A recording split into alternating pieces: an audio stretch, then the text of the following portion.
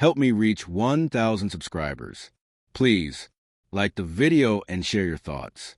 In the comments, your feedback helps. Make the content better the moment my phone vibrated. I already sense it wouldn't be anything good, but nothing could have prepared me for the words on the screen. I'll come back when I feel like it. Don't wait up, Sarah. My wife, my partner of 8 years. The woman whose laughter used to feel like the safest sound in my life. Now her message felt like ice pressed straight through my ribs. I stared at that glowing screen far longer than I should have, as if waiting for the text to morph into something softer. Maybe a joke, maybe a smiley face. Anything that would undo the sting. But the screen stayed still, silent, honest in the way I'd been refusing to be. Something was wrong. With her, with us, with a marriage I believed was unbreakable. And like an idiot, I typed, "Where are you?" No answer. Minutes passed. Then an hour. Then 2. The house, normally filled with her warmth, her humming, her footsteps, her absent-minded muttering while looking for her keys, felt suddenly cold. Too quiet. Too spotless. Too empty. I walked into the bedroom. That's when I saw what I had missed earlier. Her perfume bottle, gone. Her favorite black heels, gone. The drawer where she kept her going-out outfits, half empty. She didn't step out for air. She left, deliberately, angry, or worse, unbothered. A shaky breath slipped out of me as I grabbed my jacket and keys. I wasn't nearly as calm as I wanted to pretend. This wasn't just about tonight. It was the late-night meetings out of nowhere, the smudged lipstick she wiped off too fast, smiles that didn't reach her eyes, her phone glued to her like armor. Signs of betrayal are funny that way. You notice them, you feel them, but you avoid naming them because once you say the word cheating, it becomes real. And I wasn't ready for real. The friend who knew more than I did. I drove straight to Ethan's place, my closest friend, and ironically, Sarah's favorite coworker. He opened the door with a look that made my stomach twist. "Man, you look awful," he muttered. "Come in." I stepped inside. He didn't offer coffee, didn't make small talk, just sat across from me, rubbing his temples like he'd been dreading this moment. "Just tell me," I said. My voice sounded steady, even though nothing inside me was. Ethan swallowed. "Adam, I've tried staying out of this. I really have, but I can't anymore."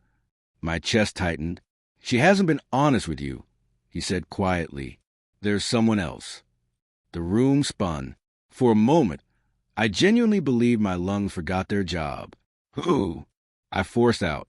"I don't know his name," he admitted, "but I've seen her with him a few times.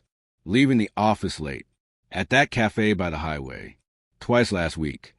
My heart clenched like a fist. She told me she was working late. I whispered. Ethan's eyes softened with guilt. "I'm sorry, man." I didn't cry. I didn't yell. I just left. Because sometimes the pain is so big your body shuts down before your soul even reacts. The message that shattered everything at 1:37 a.m. My phone lit up again. "Sarah." I froze before opening it. "Stop acting like I owe you every detail of my night. I need space. I'll come back when I feel like it. You're suffocating me." Suffocating her. I let out a bitter, broken laugh.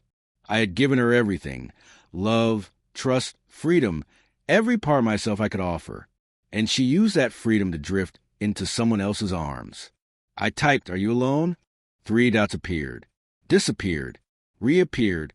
Then, "Does it matter?" 2 words ended my world. The blind drive. I don't remember grabbing my keys. I don't remember starting the engine. But I remember where I ended up. The Overlook. The place where I proposed. Where she cried. And told me I was the best thing that ever happened to her. Where we returned every anniversary with cheap takeout, pretending the city lights were stars. I rolled down the window and let the cold November air hit me. I needed the emotional break before I had a physical one. Staring at the city, I whispered the question I couldn't bring myself to text. "Who is he?" The photo she never saw coming. It wasn't revenge. It wasn't a trick. It wasn't a plan. It was honesty, raw and unbearable. I opened the glove compartment and pulled out the one picture she never expected me to use. A photo of us at this very overlook taken 3 years ago. She had her arms around me.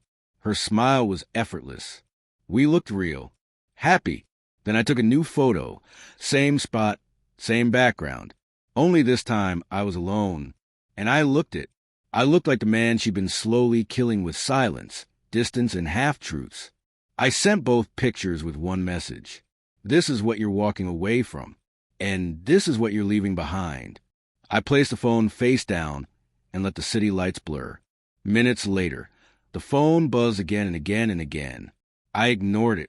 Then came the calls. 1, 2, 10 missed calls. When I finally looked, her messages were frantic. Adam, where are you? Please answer. Please don't do anything stupid. I'm coming. Please don't leave. Leave?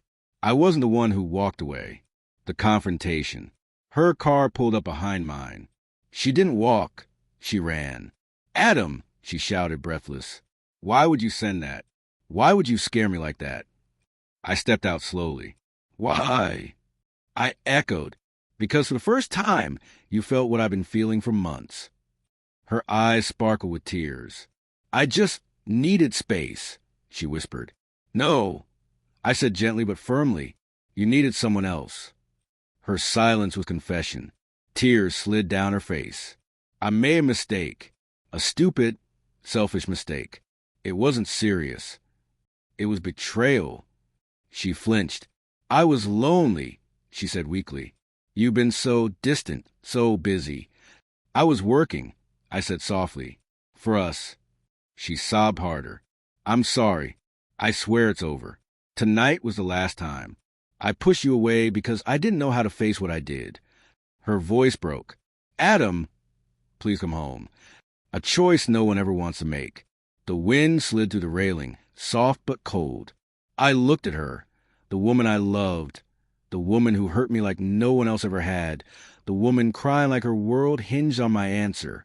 And I realized something heartbreakingly human. Love doesn't vanish just because trust shatters. They live side by side, bleeding, battling, screaming. I don't know if I can forgive you. I admitted. She nodded, shaking. I'll earn it. Every day. Just don't give up on us. She reached for my hand. I didn't pull away, but I didn't hold on either. I'll come home, I said slowly. But things won't be the same. Relief and sorrow collided in her eyes. I know, she whispered. The final line. We drove home in separate cars, because some distances, no matter how small, can be closed instantly. As I followed her taillights through the darkness, one truth echoed through my mind. Some betrayals break you, others remake you, but every betrayal teaches the same lesson. Love can survive a lot, but trust must be rebuilt brick by brick, or the whole house collapses.